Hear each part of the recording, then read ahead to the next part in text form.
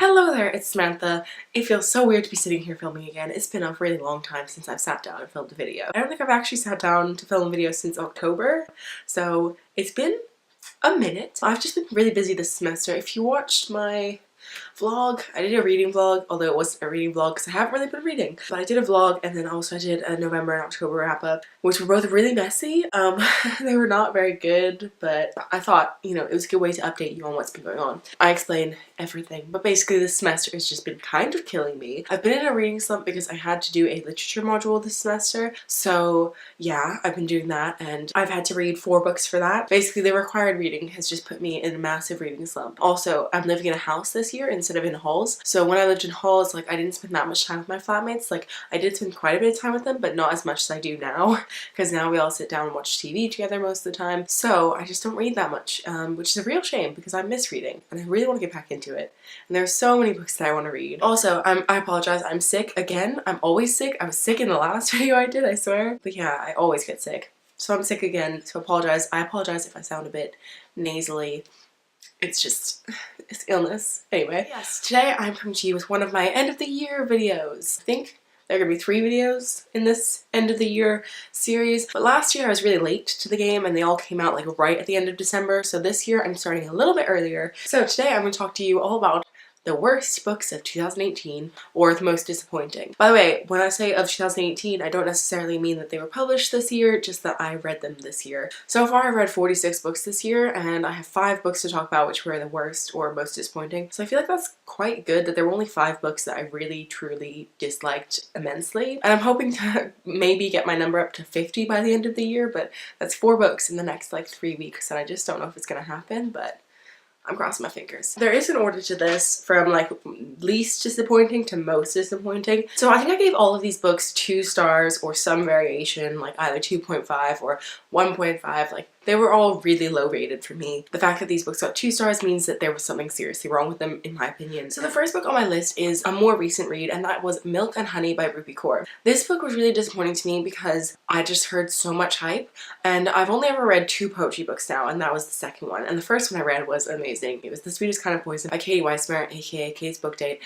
And it was such a fantastic read. Like, I think I'll probably reread that when I go home because it was just the best. I loved it so much. So then I won Milk and Honey for one of my biannual Bibliothon videos. So it arrived and I was like, I'm in the mood for some more poetry. Let's read it. I'm sure it would be great because everyone loves it. I was so disappointed by it. It was either split into 3 or 4 parts. And I didn't enjoy the first few parts, but I loved the last part. And that was my issue, was that the first few parts were just like not good in my opinion. None of the poems like hit me in any way emotionally. There were drawings in it which I thought were really weird, like some of them were just not good. But then the last section that she wrote was really, really good. I could relate to it a lot, and I really, really enjoyed it. But yeah, the first parts were just crap, so that's why I didn't enjoy that one very much. Also, everyone always goes on about how great it is, so I was really disappointed by the fact that I didn't enjoy it. The next book on my list is Heartless by Marissa Meyer. Marissa Meyer has not been in my good books this year because I did not like this book, and this was one of the first books I read in the year. And then I also read Renegades by her, and I DNF'd it at 75% because I was so bored that I just couldn't be bothered to finish it. Heartless was super disappointing. As I said, I read this at the very beginning of the year, so it's hard for me to remember everything about it. I just remember being really bored. Like, I was really engaged in the first like 100 pages, and then the rest of it I was like, this is so boring. I thought that the nods to Alice in Wonderland were like a bit of overkill. I just thought that the story was really predictable and it just wasn't my cup of tea, which was really a shame because I thought I'd enjoy it. Overall, the book was just like not particularly good, and yeah, in my personal opinion, I just didn't enjoy it. I thought it was kind of boring, but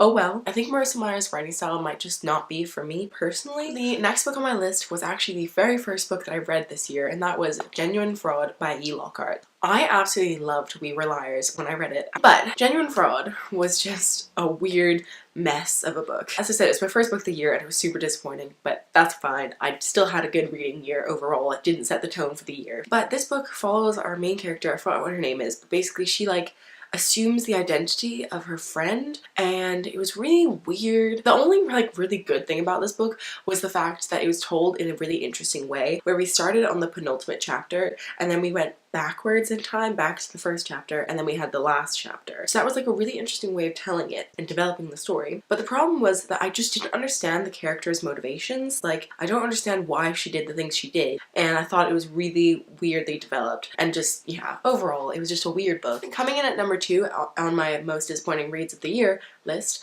is The Power by Naomi Alderman. This book put me in a reading slump. My first reading slump of the year, and it was awful. I hated this book so much, which is a real shame because I feel like this book had great potential. I hated it.